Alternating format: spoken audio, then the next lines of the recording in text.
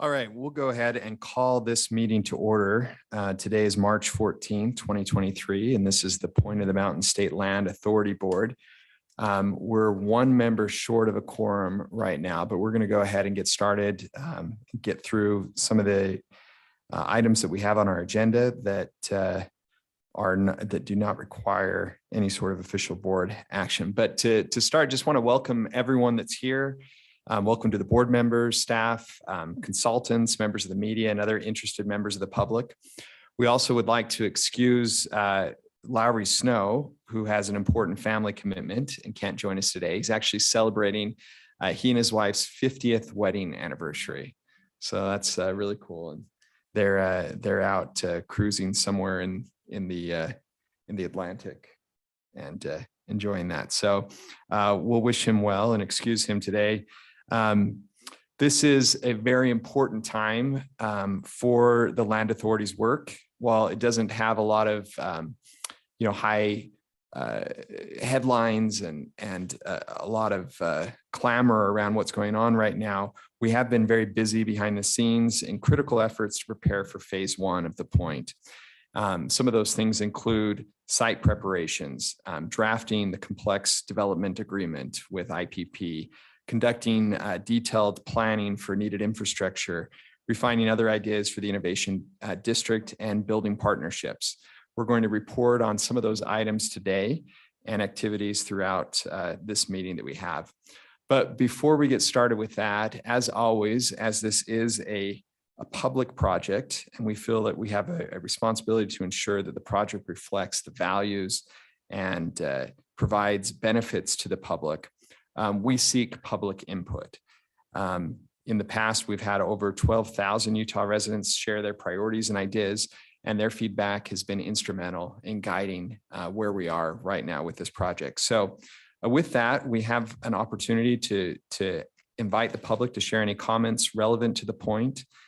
Is there any member of the public that would like to speak? I'm not seeing any, so we'll move. That's the second item on our agenda. We'll move then to the third item. And it looks like we do have a quorum now. So I'll entertain a motion to approve the minutes for March 14th. Representative Stenquist makes the motion. Is there a second? Second from Ryan Starks. So our motion is to approve, or let me ask, is there any discussion of that motion? Seeing none, we'll call the question. All those in favor of approving the minutes of the March 14, 2023 board meeting, say aye. Aye. Any opposed? I'll rule that passes unanimously.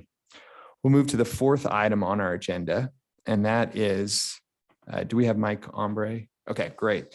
So that is the construction storage space at the point. And during this, we will consider a request to allow a temporary use of portions of the point for third-party offsite construction storage.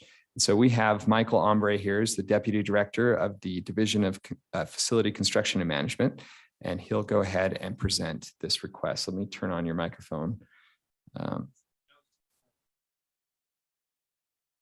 Show, I'm not exactly sure. Is it? Oh, perfect. If we can see it right here. Okay, perfect. Go ahead. So again, my name's Michael Ambre. I'm Assistant Director for DFCM. I brought this to the board today to explain, there's been some reach out to me to potentially rent some space out currently at the Draper site. If you look at this building where the cursor is right here, the hand, that's the UCI warehouse building currently on site. So it's a building that we were going to keep and maintain through phase one of the construction. We were thinking that maybe the contractor could utilize it for some storage or things like that, maybe office out of it.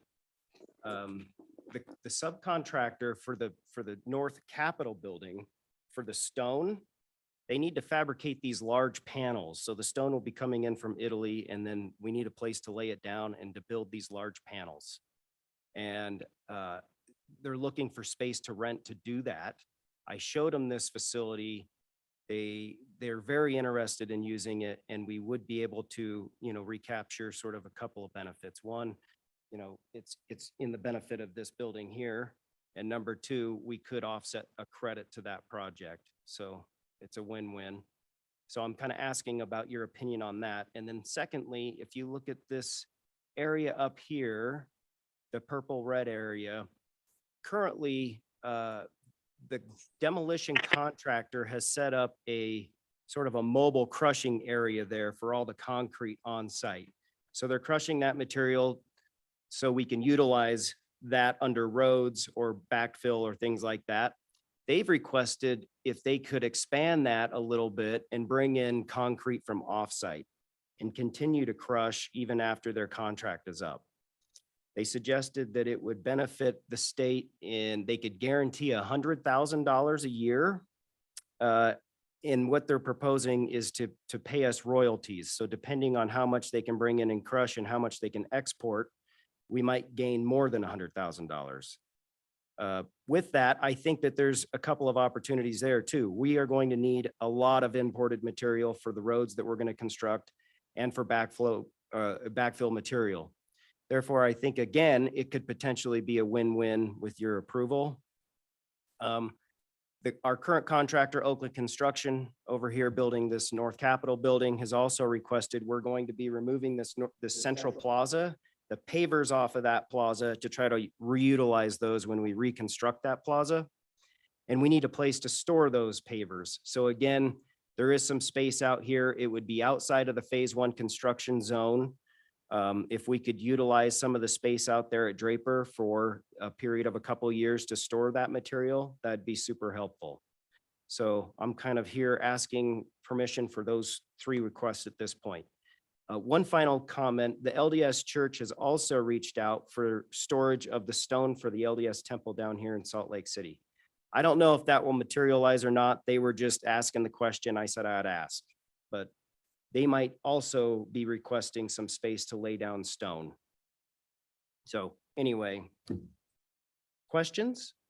Great. So we'll go to questions from the committee. We'll start with Representative Stenquist. You mostly, I think, answered this question, and this is just, I think, an obvious presumption that all of this it's outside the phase one construction area. So it's just basically making some use of this vacant land for some potential revenue for the project, but the terms aren't going to interfere with future construction or development of the Point project. Yes, that's absolutely correct. Yeah. And by the, at any given time, when we want to start opening buildings, IPP wants to open buildings and we don't want a crushing facility next door. I think all the material would be utilized by that point, and we could, ask them, okay, the time's up, you need to mobilize off. So yeah, Okay. it's outside of the phase one. So does the contract have like kind of a clause that would allow us to say, oh, hey, something's changed. We need you to, like a 30-day or a 60-day, 90-day notice. And we can say, like, we need you to move your operations out. Yeah, we'll put Yeah. that in there. We don't have a current agreement. It would probably be like a temporary construction easement, if you will, to allow them to store stuff, and we would write that language in there. Okay, that sounds good. Thank you. Senator Stevenson. I failed as I think through this, I failed to see any negatives to it. Can you see anything that would be a good reason not to do this? I really can't, the biggest question I had is to maintain it outside of the phase one, right? And we don't want a big concrete stack right next to new buildings being opened. So if we can guarantee that, which we can, then I think it's a win-win-win. I mean, we're gonna, have benefit to this North Capitol building from this, and we do capture some kind of credit and or monetary benefit for this project. So I think it's a win-win-win. It seems like just a great idea. I think I applaud what you're doing there. I think it makes a lot of sense. I really believe we should move forward with it. Great. Any other questions from the committee? Mr. Starks. I do, Oh, go ahead. Mr. Chair, Senator Fillmore. Oh. My only comment here is that I don't think that this contradicts any plan or policy or statement the board has made And my only comment would be, this probably doesn't need to come before the board for a decision. This strikes me as something that our staff could look at and compare with what the approved plans are. And if it makes sense, to just go ahead with it on their own. So I'm happy to vote for this, but in the future, I would like to think that we empower our director to make decisions like this. Mr. Russell, do you have a thought on that?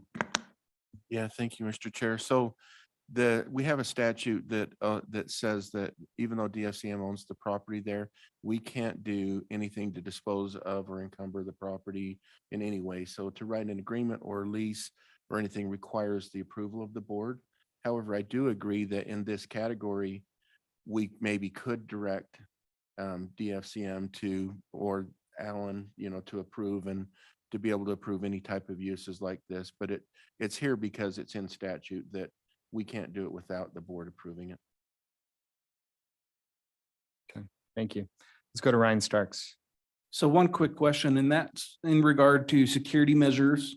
I know we're talking stones and pavers and things like that, but things like that often get stolen or vandalized.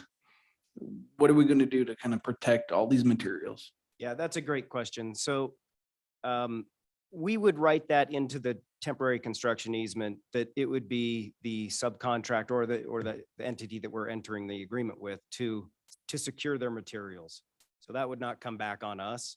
Also, the crushing facility, it's crushed concrete and it's very large machinery. So again, it would be on them, but we'll Okay. write that into the agreement. Great. Any other questions from the committee? I have one question. Go ahead, April. So, same thing on like liability insurance, if somebody gets hurt working that big machinery or something like that it won't come back on the state? Yep, great question. So we did quite a few of these out there when we were constructing the new prison, right? And certainly that language is all in there. So it's there, we're not liable for anything. Awesome. Thank you for addressing that. So two quick questions that I have. One is, have we talked with IPP about this? Do they have any concerns in looking at the development agreement or plans that they would need to use that space? I don't know if Alan, or if there's someone online that could answer that.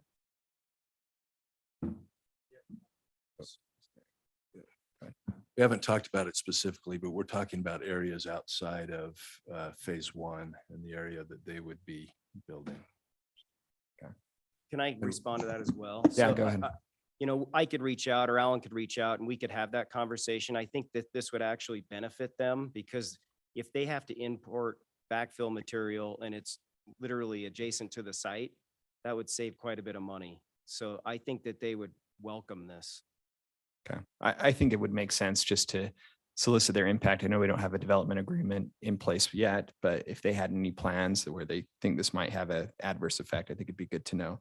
The other question I had, this is maybe a little bit off topic, but I know in the developments that I see around me, they use a lot of the empty space to plant trees and such that then will be transplanted into the development later on. And I think that model, at least out in the west side, has worked pretty well to save money and get more mature trees in place that are acclimated to the site.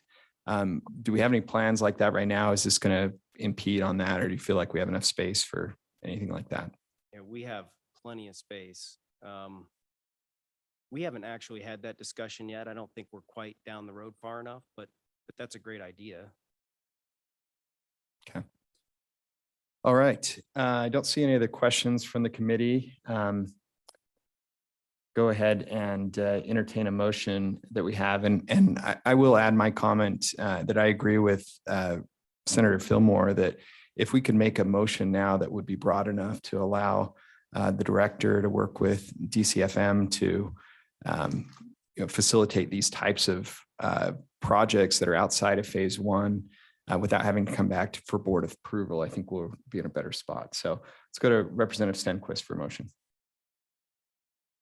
I would move that we approve this on on all the language here, this storage space proposal. All right, so I'll restate that motion. So the motion is that the board approve to allow for temporary use for portions of the site for third-party off-site construction storage. Is Yes. that fair? Yes. Okay, any second to that motion? Yep, let's go Senator Stevenson with the second. Any discussion of that motion? That's good. Mr. Russell. I would just like to see it include that we delegate that responsibility to Alan to make that determination in the future. That we empower Alan to be able to decide if we and approve any temporary uses on the site that don't impact the development of the project. Representative Stenquist.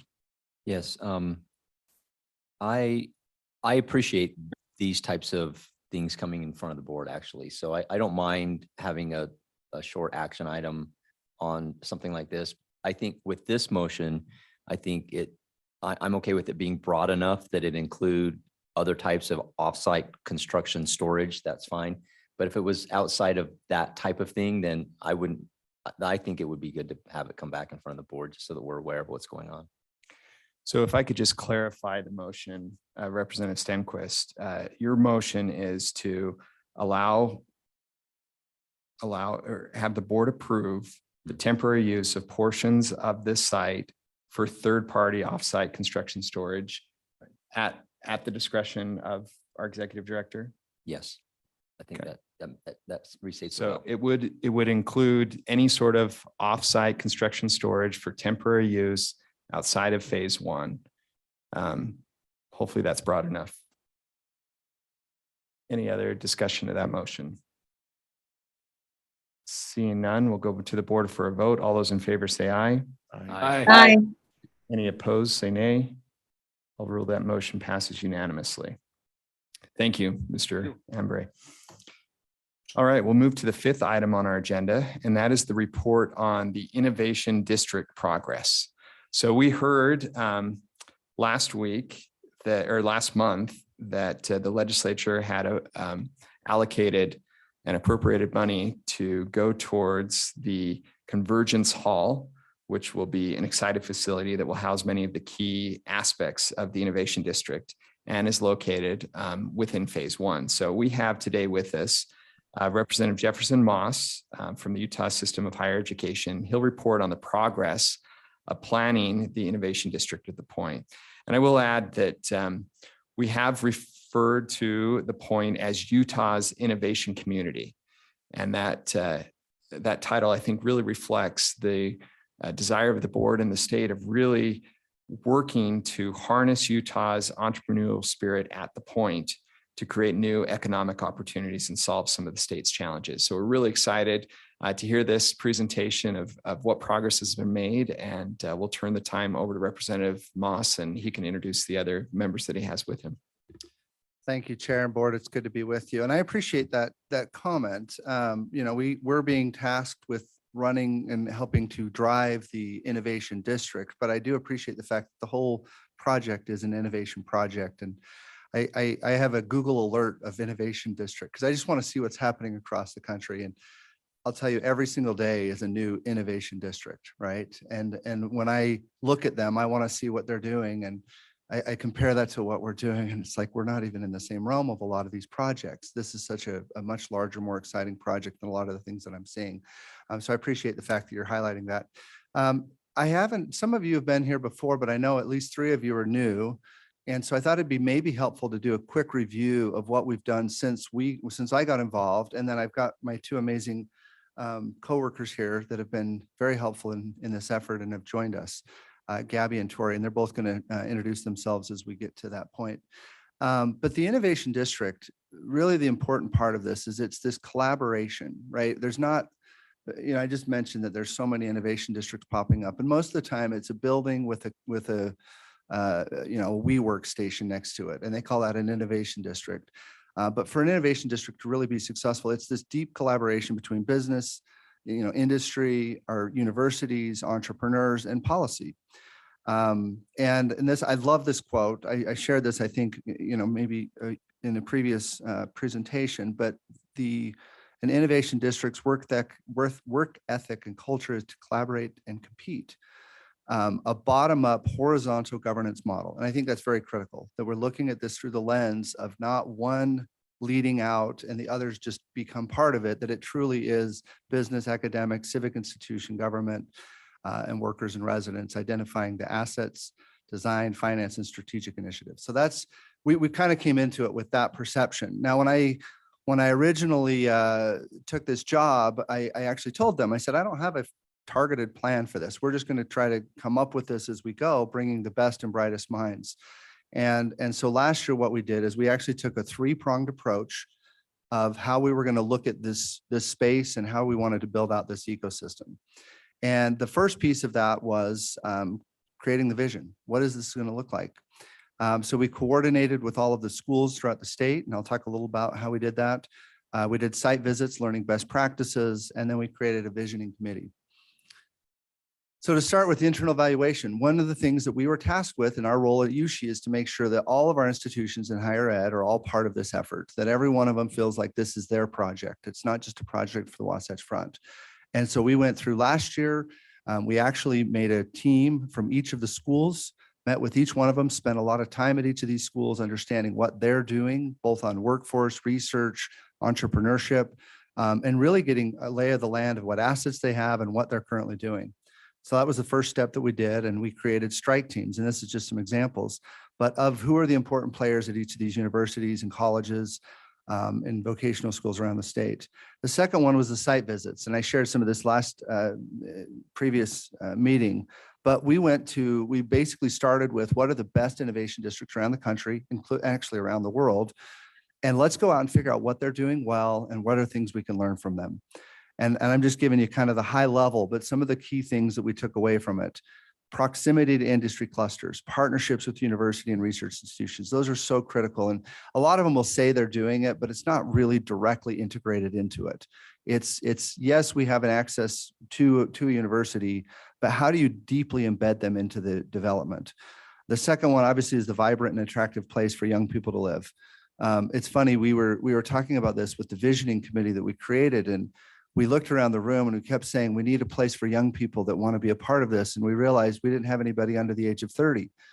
That's a problem. And Gabby actually was one of the first that we brought on and said, Gabby, you need to help us understand this better through the lens of somebody that is likely going to live and work in this type of an environment. And Gabby's brought in a tremendous amount of insight, and others as well. But bringing different disciplines together, that's such a critical piece. And we'll talk about that bumpability. Placemaking, as many of you know, is very important. We've been to the innovation districts where we went out there and they literally were dead. There was nobody there.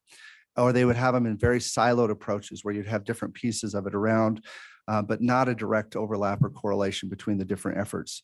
And then the funding mechanisms, that was something, and I'll again touch on this in a minute here, but there was some elements that were absolutely critical to the success of some of these innovation districts. The third piece of that I mentioned in that first three-pronged approach last year was creating this visioning committee. And this, we brought together the smartest, most successful people in venture capital and industry, the most innovative people in higher education, accelerators, incubators. We brought them all together and said, we have this kind of a blank slate here. How do we make sure that we're building this the right way? And we literally started from the ground up. We did kind of a design thinking process. We really wanted to understand, let's say there's no limits, sky's the limit. What should this look like? And we built from that. And over time, we had 6 different meetings. We were actually able to hone that in and get more and more specific into that. But we had created a vision and a mission of what we're trying to create. And those were the guiding principles that we had. As you see here, these are some of the folks that were part of that. And these were not, and Alan Matheson, the director, was on this as well. Some of these got actually pretty intense. Some of our meetings got very, really good, vigorous debate. And that was exactly what we were hoping to create. But these are the folks that helped with that. I won't bore you with that slide, but I do think this is an important slide when you look back at all the work that went into what that visioning committee came up with. But one of the pieces we had, Teresa Foxley with the EDC Utah helped us with this, of really narrowing down what are some of the areas of strengths that we could target with this area, with the point. and really looking at, are there geographic things that are benefiting this area? Are there already things already in the area that are being used on, or strengths of the state of Utah that maybe we've not fully leveraged? And so we started out with some of these targeted industry clusters. So the takeaways from that first phase, number one, is we realized, and this became very evident, is that in order to have a successful innovation district, you really do need something at the core, a convening space for things to happen. And that's what came and led to the Convergence Hall. The other one is there was a desperate need for some type of a gap funding. As we look at this research coming out of universities, without this funding, it will not be successful. And we've seen that. Thanks to Representative Stanquist last year, we now have that mechanism. So that's a huge part of what I think the success of this development will be. And then really looking at the strategic planning for both the ecosystem on the community side as well as the university research side. And I'll get through a couple more slides and I'll turn it over here. But the Convergence Hall, we are very excited about this. We're super, we feel like, again, that will be a very critical part. A lot of this is the bumpability factor. It's the ability to get different industries together in a place to collaborate. It's getting students, it's getting researchers, it's getting venture capitalists to be able to convene. That to me is what is going to be one of the biggest drivers of innovation. Convergence Hall, you all know about this, we shared this before, but just some of the important factors of that, having a space for classroom space, having a space for lectures, having a space to hold events and things. Part of that was be the innovation row as IPP has put into their plan. Another element of this that actually came from the governor was really exciting was we need a place to highlight innovation in the state of Utah, talk about what things have happened in the history and making that really a hands-on experience, educational experience, but also partnering it with Makerspace and having a place where students can come. We've been working really closely with the STEM Action Center on how we could build out a really good makerspace that would be right there in the heart of the development. In addition to that, these are the other physical needs that we've talked about, and I've shared this with IPP and others, of some of the things that we think are critical elements. And at this point, our job is really to try to get a better understanding of the programmatic elements, but we also know that as this group moves forward, these are some of the physical space needs that we know are going to be important to this development. In addition, we love the venture studio model. We want to incorporate that into the Convergence Hall. And obviously this is great for technologies, but we also love the model for solving state problems for the state of Utah. Just going forward, and I'll wrap up here, but right now we're in the process of building out a number of different working groups that are going to be very targeted around specific areas. We're working on a higher level advisory board that's looking at the big picture. We've got a group that we're pulling together specifically for Convergence Hall with Representative Stanquist's bill. We're creating a commercialization committee that would help support that bill. And then within these targeted industries, we've already been building out in each of these industries experts in the space in Utah, both on the research side as well as the entrepreneurial side, that are going to help us in navigating what are the critical elements for this space and for this innovation district within each of those spaces.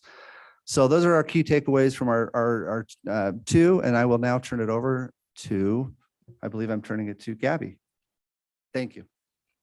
Perfect. And I am really excited to be here today. I have actually been following the Point project since maybe some of you even knew about it. When I was in undergrad at BYU, heard about the project and immediately was just super excited about the impact it could have on the state. But also I had a very personal interest in it being a place that I would love to live and work someday. And was super grateful when Alan agreed to take a meeting with me last year and hear a little bit about my background, then connected me with Jeff, who put me on the visioning committee, and that has led to some of the work that I've done now. So I'll give a little bit about my background before I start, but did my undergrad at BYU, then went to LA to get a master's in systems engineering, started out my career as a startup biotech project manager. We were raising capital, so that got me introduced to venture capital, took a little break from that and did Operation Smile Health System Strengthening in Sub-Saharan Africa for a little bit, then moved over to Levitt Partners DC office doing health policy consulting, and then most recently have been at Intermountain Health first in their internal incubator, and then most recently with Intermountain Ventures, so their corporate venture capital fund, and have just been super excited to be back in Utah after a little bit of travel other places, and I'm really excited to be involved in this project. So Jeff brought me on as a consultant, and what I have been specifically asked to do at this point in time is to go around to all the different universities in the state and figure out the cool research that they have going on, identify unique assets, people and things like that, so that as we think to build out this ecosystem, we know where those key players are. When we have a problem that we want to work on together, we know immediately who from each school we need to identify and bring into that conversation. And super grateful for the work that Representative Stanquist did in getting this bill approved. From my background in venture capital, saw a huge need, and I'm super grateful for the work he did to get that fund possible, because even at Intermountain Ventures, we have a huge desire, and I think a lot of venture funds in Utah have a huge desire to invest in Utah companies. But historically, we've lacked in the deep tech area because it's hard. It's really hard to invest in that area because you're talking about creating markets. You're talking about technologies where the key differentiation factor is whether or not the technology is going to work. So I'm super excited about that. And that's been one of the major aims in my work as well, is to identify professors and administrators who would like to tap into those funds and who have research, kind of building that deal flow pipeline already.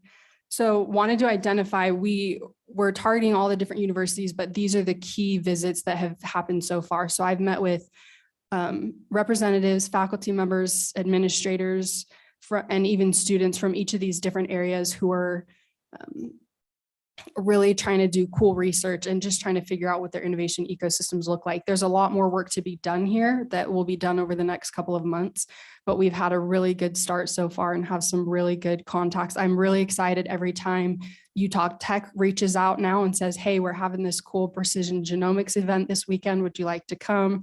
And I'm super grateful for their excitement. So there's a couple cool research just to give you a little bit of insight into some of the things we're seeing. There's actually a group of students that are working on genetically modifying hens that only produce hens.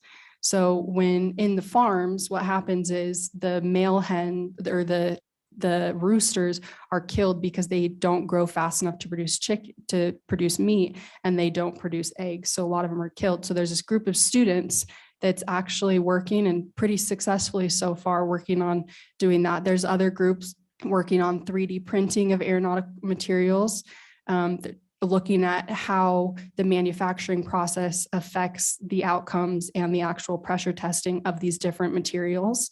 There's liquid biopsies being developed for early detection of Alzheimer's, and there's holographic video displays of, if you've seen Star Wars, the Princess Leia. So they're actually making that technology a reality and thinking about how we can apply that to things like healthcare, dental care, surgery, visualization, and things like that. So some really cool things going on. And one of the things that really stood out to me in those is that in Utah, we have professors that could be anywhere in the country. They're MIT grads doing brilliant work. They're Stanford grads. But they're here because they love the outdoors, because families here, because they grew up here, because they have a passion for these rural communities that they grew up in. And so not only do you have these incredible, brilliant minds that are well connected, but you have people that care about a lot beyond just what they're doing. And I think that creates an incredible opportunity for us here to leverage that. Couple of the key takeaways from that, and one related to that specifically, 80% of students that get masters in Utah stay in Utah. Now for PhDs, that's a little bit different, but they have said the majority of doctoral students would like to stay here. But right now they can't because they have to go where the big research facilities are, where the big jobs are for them. So I'm excited for our efforts in bringing them together, seeing what kind of facilities we can have so that we can keep even more of that talent in Utah. Another thing, as I've gone around and done these visits, I judge my success based on the excitement of the people when I leave the room.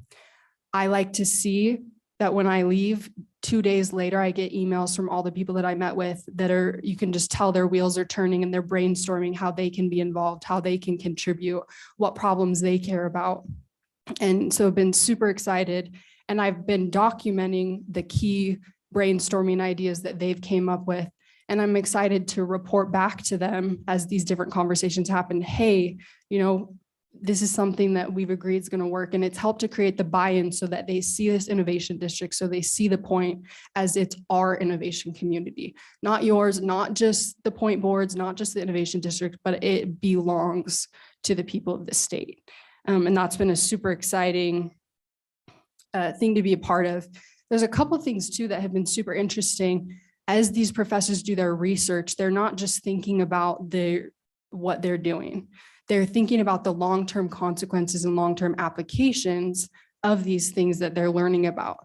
And this is one thing that I think as we talk about physical space, it's really important to consider. There's major trends in the next 10, 20 years that we'll see emerging in these key spaces. And if we really want to be an innovation community, we want to be a futuristic city, we have to be thinking about these things and what kind of infrastructure needs exist. So a couple of things I wanted to highlight, quantum computing. So this is something that researchers across the state agree that it's probably going to have a similar adoption curve as we saw the first, personal computer like we see. Probably start in a big room and then slowly and slowly morph like we saw that did. But with quantum computing, there's very different cybersecurity and software needs and assumptions that have to be made when using quantum computing. These are things that they're thinking about. Another one that's super interesting is urban air mobility. As we think about the future of travel and how people get from place to place, and we think about personal aircraft, what does that look like? How do you plan for air traffic control in an environment where you have people that are not taking predefined, pre-approved paths?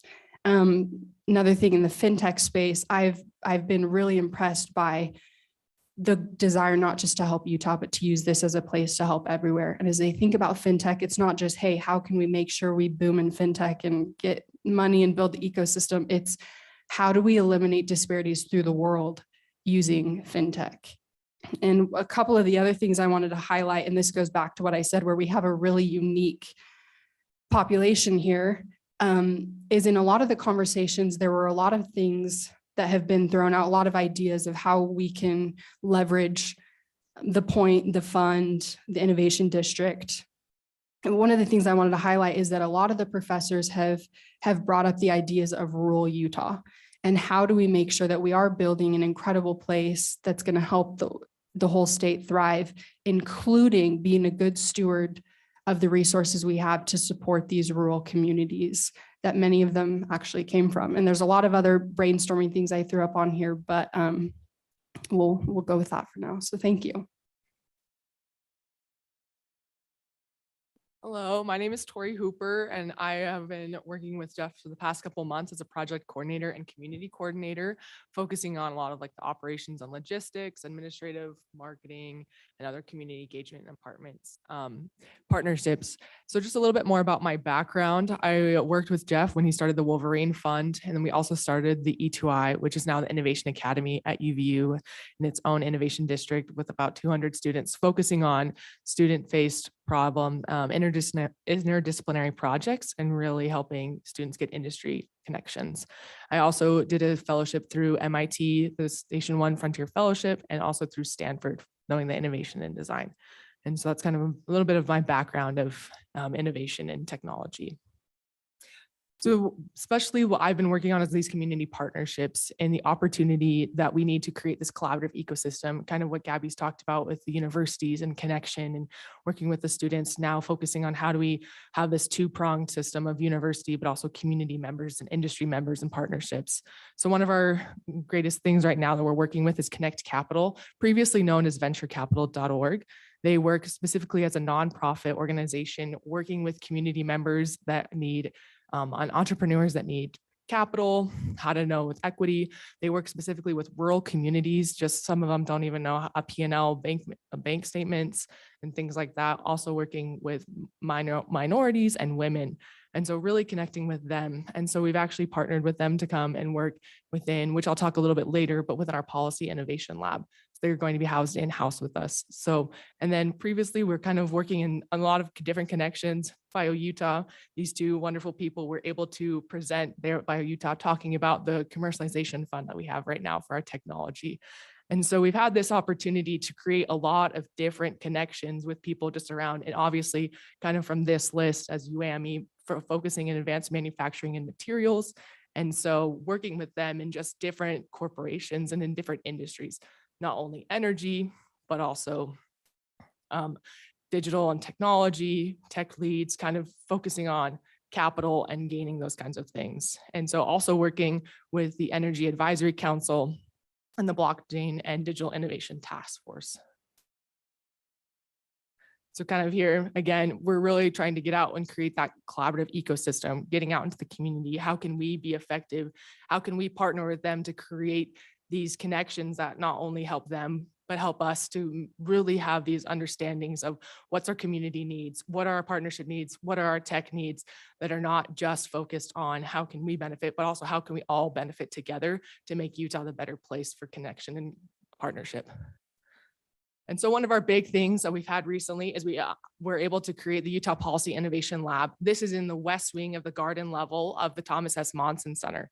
And here we're able to have this partnership with the think tank of the state, able to come off kind of down off Capitol Hill. As much as we love Capitol Hill, we kind of like a little place where it's a little more flexible, a little bit easier to get to sometimes, and just somewhere where you can hash out some policy, have a really awesome opportunity to discuss and to connect with industry, with higher education, and with legislatures about how can we really focus the policy on what needs to go forward and how do we develop Utah into the state that we need it to be for the long term and the longevity. And so here in this Utah Innovation Lab too, we'll also be housing, this is where we'll have Connect Capital. We'll be working with the Aspire engine as well as UAMI and a bunch of other different community partnerships. And so, but here is where we'll also house out the fund, kind of using the policy lab as our MVP for the next couple of years until we're able to have our full space down at the point, but really being able to have the opportunity to do so many things on this level that only we'll be able to foster as we grow into this space. And so just kind of an example of yesterday, we were able to host the governor ceremonial bill signing of some of the most kind of innovative bills that were happened during this previous legislative session. And so it was just a really unique opportunity to have those connections of just very industry, technology, legislation, and as well as others. Thank you. Thank you. And I'll just wrap up real quick. I am very grateful for these two. They bring a ton to the table, and it's been nice to have some support that is not only helping in the effort, but leading the effort. And the relationships they've already built, I think, is going to be a tremendous value as we're building out. Again, we've talked about this from the beginning. The land is very important. The buildings are important. Our job is really to make sure that the community, the ecosystem, all of those partners are deeply engaged in what we're doing so that when we open those doors, we're ready to go. And so with that, I am open to any questions for any of us. And I thank you for bearing with us on that longer presentation. We wanted to give you an overview of everything we've been working on. Thank you. That was fascinating. Really appreciate the presentation. Let's go to the board. Are there any questions or discussion that board members have? Go to Senator Stevenson. Yeah, just very quickly, Jeff, I appreciate the opportunity to work with you again. And we worked in a past life together, and I came up with a balanced state budget, which I thought was wonderful. Anyway, I just got back last week. A group of leadership in the state traveled to Taiwan, and we went to an innovation district over there. It's twice as big as the Point of the Mountains, over 2 square miles. 2 universities actually on the campus. And it's amazing, but they take things, they have space available so that when a product is, when someone that's innovative, have been very innovative, and they're ready to go to production, they've got room for that production. Now, of course, a lot of it is very technical, which is probably what we'll end up with here in Utah, just because of air quality and so forth. But what I found was, and then the light came on. I know I sit on this board, but I sit on the Inland Port Board. And so we've got some probably cooperation can take place there. But what I'm going to ask, I am going to go to the governor. We're going to see if we can put together another trip to Taiwan. And I would really like to get some members of this board and members of the Inland Port Board involved in that, as well as the business community.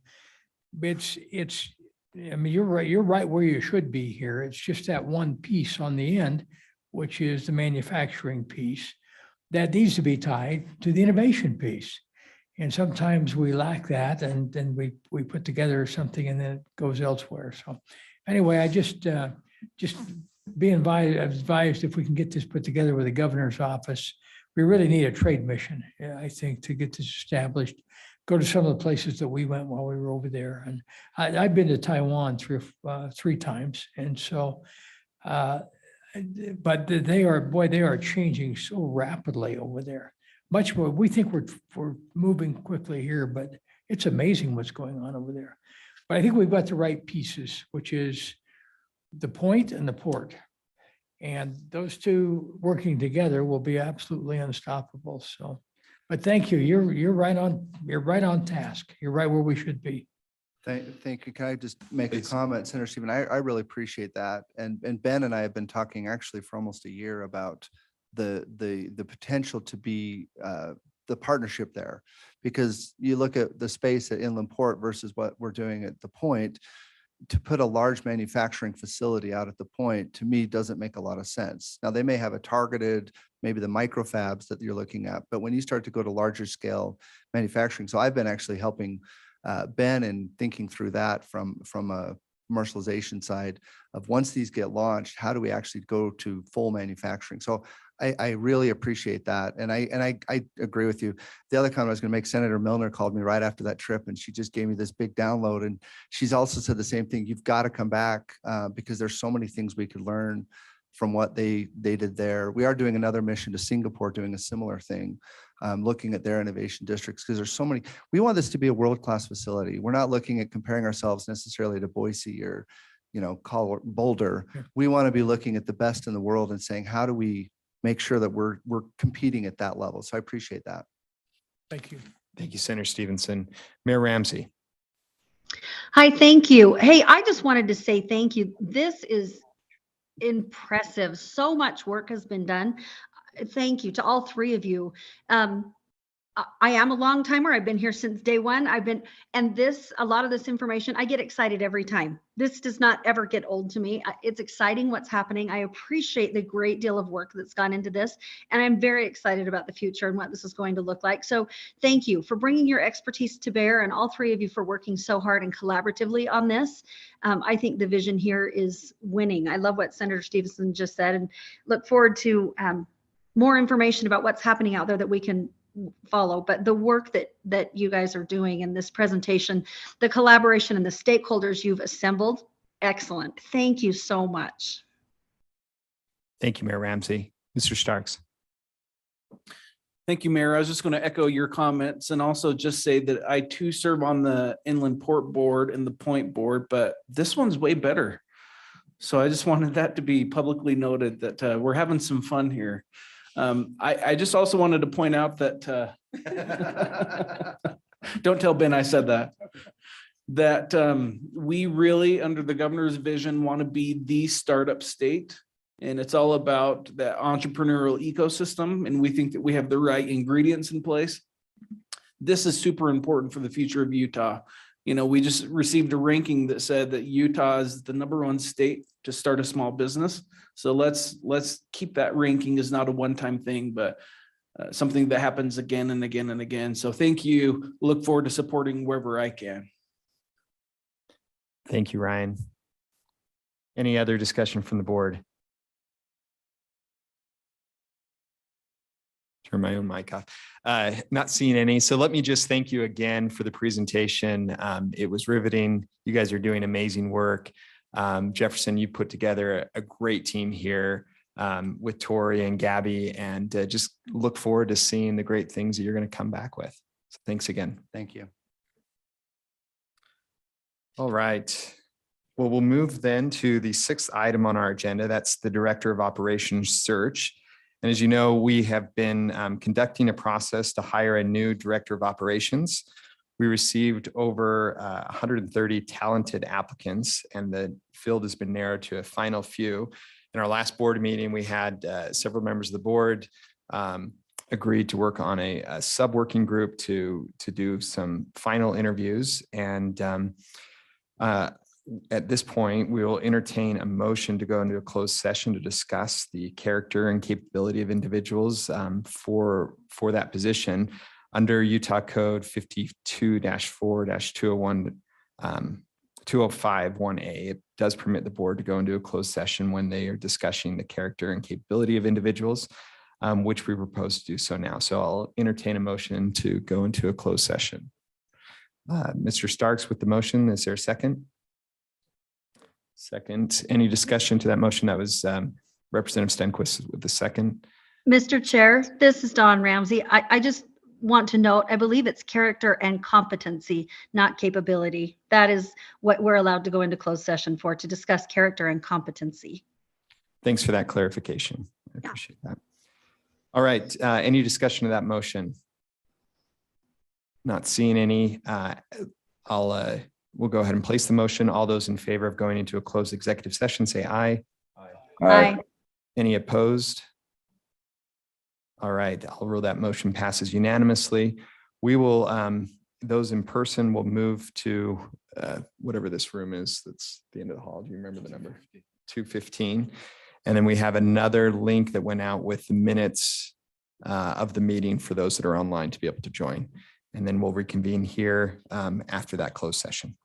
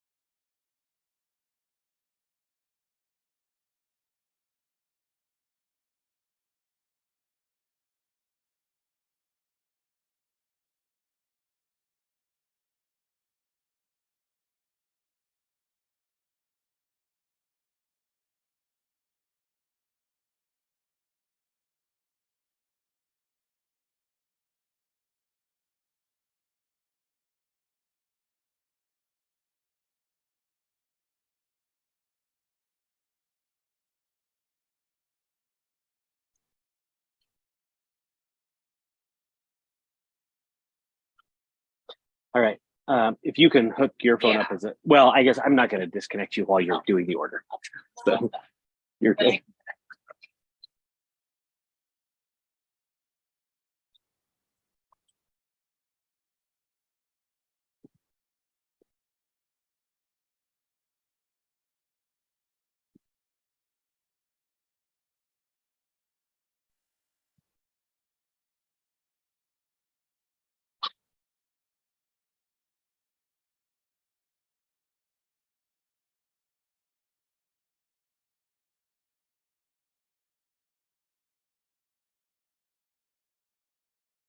All right, I'll call this meeting back to order. We had a motion in our closed session to come back into open session from Representative Stenquist, seconded by Senator Stevenson. And so we are back into our open session. I don't think we have any action that we're planning on taking on the item number 6 on our agenda. So we'll move on to the 7th item on our agenda, which is the director report. We'll turn to our executive director, Alan Matheson, to give the board and the public an update on the Land Authority's recent activities. Alan. Thank you, Mr. Chair. Appreciate it. And really am grateful for this board. This is a board that takes this project very seriously and dedicates a lot of time and effort and talent into making it happen. So like the proverbial duck, the Land Authority may appear to be cruising along steadily on the surface, but underneath are aggressively paddling with their feet. There's a lot happening. And we're in the middle of what I think is an absolutely critical time for this project. And yet, it's not necessarily the stuff of news reports. So it's been a little quieter on the public stage, but I think it's important that you as the board and members of the public have a good idea of some of the things that we're working on right now. So I'm going to have a little more of a detailed director's report than we've had recently. The first thing that I'll mention is our discussions on the development agreement and the effort to get a development agreement in place. That's really going to be the foundational document for moving forward with this development. We have an internal goal with the Innovation Point Partners team of trying to have that development agreement finished in May. That's ambitious and aggressive, but one of the reasons is that the ICSC convention is going to be in Las Vegas toward the end of May. That's the place where a lot of deals are done. And there have been conversations with potential tenants, companies that are interested in this area, but until there's a development agreement in place, those conversations really can't progress too much. So that's the hope. We've been moving ahead. We've got a process. We've got several groups that have been meeting regularly. We have our board subcommittee that includes Lowry, Mayor Walker, Jim Russell, April Cooper's been involved, and now Ryan Starks, along with our consultants and attorneys, to kind of give bi-weekly update on where we are in the process and get input on some of the key decisions that we're making. We've got a meeting with an advisory committee every other week that includes a couple of major national developers that are bringing their experience developing large mixed-use communities. We've got regular meetings on some of our specific issues. So if we're talking about the phase 1 plan or financing or infrastructure, design guidelines, the development review process, we bring in regularly some teams to work on that. So there have been a number of those meetings. We meet with the IPP team every couple of weeks to talk through issues and try to resolve as many as we can, and then send off to our attorneys for drafting to advance that process. We're currently scheduling an all-hands meeting for April 21st, where we'll get together with both sides, all of those teams and the attorneys, to see if we can really grind down and resolve remaining issues. We had a meeting a week ago today I think, made some significant progress. So we've been working primarily on a term sheet that outlines the deal points. And about a week and a half ago, we received a draft from the Innovation Point Partners team. We reviewed that over the weekend, provided some verbal comments at the meeting last week. We're drafting now a more formal response and some suggestions on how we might resolve some of the issues.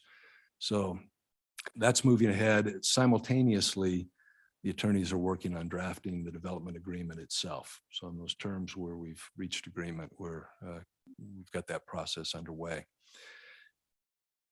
We know that the board is going to have to approve that agreement before it's signed. And it's going to be complex. I mean, just the term sheet draft right now is about 80 pages. And so the actual document itself will be more.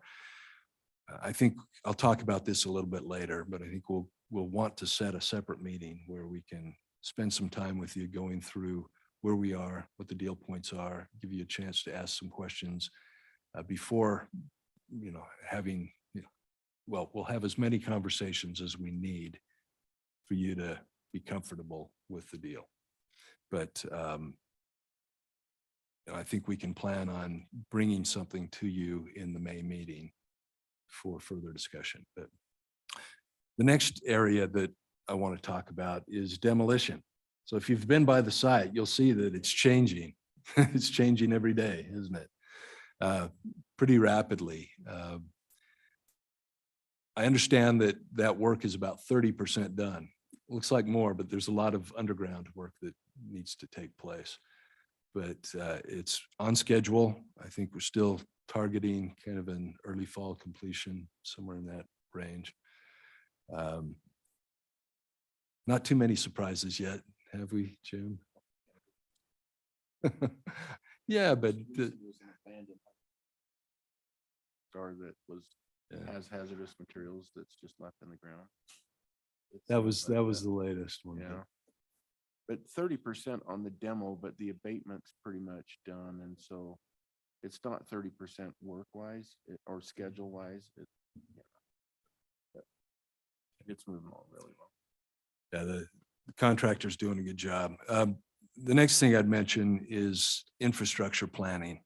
We want to have the infrastructure plans done and ready by the end of the year so that once that demolition is completed, we can be in a position to put in the critical infrastructure. And we're working with Horrocks and DFCM very closely in regular meetings to identify the key elements of threshold backbone infrastructure. Those include elements like the Porter Rockwell Boulevard, the elements of the loop road that surround phase one, part of Second West, connections to frontage roads on I-15, potentially new substations. There will be a new substation. Moving some obsolete power lines, a new water tank and distribution system, sewer, stormwater, fiber, the River to Range Trail, the Central Park. Those are kind of key areas. We're meeting at least weekly to go over the cost of each of those elements. They're working on schematic designs for those pieces of infrastructure. As we refine the cost, we're also thinking about the best way to phase the infrastructure, to put it in as efficiently as possible. We don't want to put in more than we need to. At the same time, sometimes once you've mobilized some of the infrastructure, it's more efficient to put in the full piping rather than digging it up later. So working through some of those elements so that we can go to this board, and we can go to the Executive Appropriations Committee, and we also need to go to the State Finance Review Committee and get approvals to be able to move ahead with using the revolving loan fund monies appropriated by the legislature for some of this infrastructure. So I really hope that in the next couple of weeks, and certainly by the next meeting, we're able to provide you with an overview of kind of a proposal for how that fund might be used and how we would phase the infrastructure process. Let me talk a little bit about transit. We know that transit's going to be foundational to the success of this project. And everyone we talk to raises the issue of traffic. So as you know, we've had regular conversations with UDOT and UTA about extending transit from the point of the mountain down into Lehigh. Those conversations are still underway. The latest from UDOT is that they're still refining some of the cost numbers for the different modes of transit. So whether it's light rail, bus rapid transit, or diesel DMU, what they call it, it's kind of a heavier rail system. They're looking at all of those, looking at the engineering that would be required to service the stations within the point, get across I-15, get down into Lehigh. So we'll have more information on that in coming weeks as UDOT refines those numbers. We talked last meeting about the legislature's appropriation of funding for a front runner station at the point. That's huge. And we think it's just vital to connect this project with the region so that people throughout the region from Ogden down to Santaquin will be able to access this site through front runner. We've had some early conversations with UDOT about that, where it might go, what it might mean. They don't have their team together yet to start planning it in detail, but we've got, I think, the contours of where it would go. And we've already started the process of looking at how it might affect our framework plan. How we don't think it'll affect phase one, but we think it'll allow us to tee off some transit and internal circulators from that front runner station and reduce traffic impacts in the area.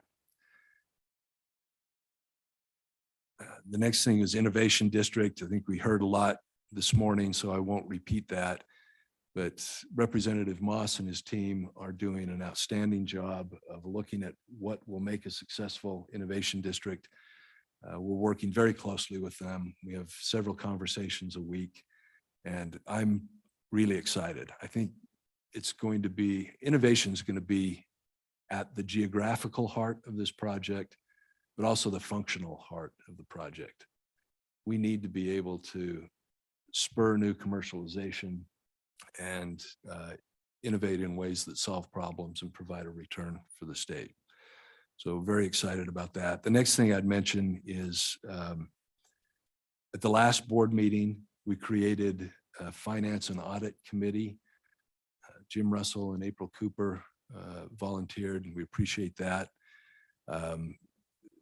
We've had good oversight because we're working through the state system. So at each step, there's review by Governor's Office of Economic Opportunity and their staff and the Division of Finance and others. But we think it's important to have more board oversight of our financial system. So we've set the first meeting of that group for April 18th. We'll review our revenues, our expenditures, some of the contracting, and I'll just say at this point, we are well under budget. Last year, we came in 40% under budget. We're going to come in well under budget again this year. But more important than that is making sure that we're spending the money appropriately and as effectively as possible. So we're looking ahead toward budget season. In our June meeting, we'll have to approve a budget for fiscal year 24. So we're going to start looking at where we are in this year's budget, what the needs are going to be going forward, and putting that together and give you a little preview at the next board meeting. A couple of other things quickly. I think we've talked all along that an arts program is important at this site. It's part of the public arts, part of creating the environment we want. The governor's real emphasis on having an iconic feature at the site as an element of that arts or development program. We're calling that the focal point. So we're in the process of putting together an RFP so that we can hire experts, curators who have done arts plans so that they can come in and integrate arts into our phase one and framework plan for the full site. So that'll be happening over the next few months. And we think we're targeting having somebody in place by August. And I'll just say we continue to build partnerships with longtime allies, new partners. This last week, Mayor Walker had arranged for Congressman Owens to take a tour of the point. Went on that tour. It was really productive. He's supportive of what we're doing and looking for ways that he can help. So maybe the last thing I'd say, we've talked about a number of things that are coming up that are important. From budget to an infrastructure plan and how we might use the revolving loan fund to the development agreement. And it's going to be hard to address those in just a board meeting or two. So I'd throw out for consideration that it might be worthwhile for us to have a retreat as a board, set aside half a day, knowing how hard that'll be to schedule. But for new board members, kind of get up to speed, for all of us to dive into some of the details of these very critical pieces and be able to move forward quickly, I think is going to be important. And I've had a little conversation about that with the co-chairs, and they agree that it's an idea worth pursuing. So if you're comfortable with that, we'll do our best to find a time when we can get a critical mass and start working with you to get you up to speed on some of these critical issues. Well, that's all I've got. Well, thank you, Alan, for all the amazing work that you do. We'll go to the board for any comments, questions, or discussions. Senator Stevenson. Thank you. Alan, I know there's a lot of emphasis on what we're trying to do there as far as transportation goes. But I would say that is a high priority for the legislature to make sure we get that right. There's discussions. If we foul that up at that point, or if we make a bad mistake, that could spread like a cancer from both directions. And that's a pinch point between Canada and Mexico, if you think about it in a broad term. So I think that the legislature, they're going to be kind of viewing that, at least from a transportation standpoint. We need to make sure that's done absolutely right, or as right as we can get it. If not, we'll have to figure out how to get 12 lanes in both directions. Couldn't agree more. And we're not going to make a decision on the mode of the transit. That'll be a legislative decision with UDOT, but we support the efforts that are underway and agree. Transportation's issue number one. Any other questions or discussions from the committee? Mayor Ramsey. Thank you, Mr. Chair. Appreciate it. First of all, Alan, I'm glad we were able to leave enough time for you to give a real report instead of us giving you 30 seconds at the end to try to hurry and cram it in. Thank you for that great information, for all the work that's been done. I think the idea of a retreat where we spend a half day together really digging a little deeper into some of these things. There's so much work going on. I'm very supportive of that idea. I think that's a really great idea. I pity whoever's trying to figure out how to schedule that. In advance, I'm sorry for whoever that job is, but I do think that's a great idea, and there could be a lot of value for this board in spending that much time together with you. So thank you. Thank you, Mayor Ramsey. Anyone else?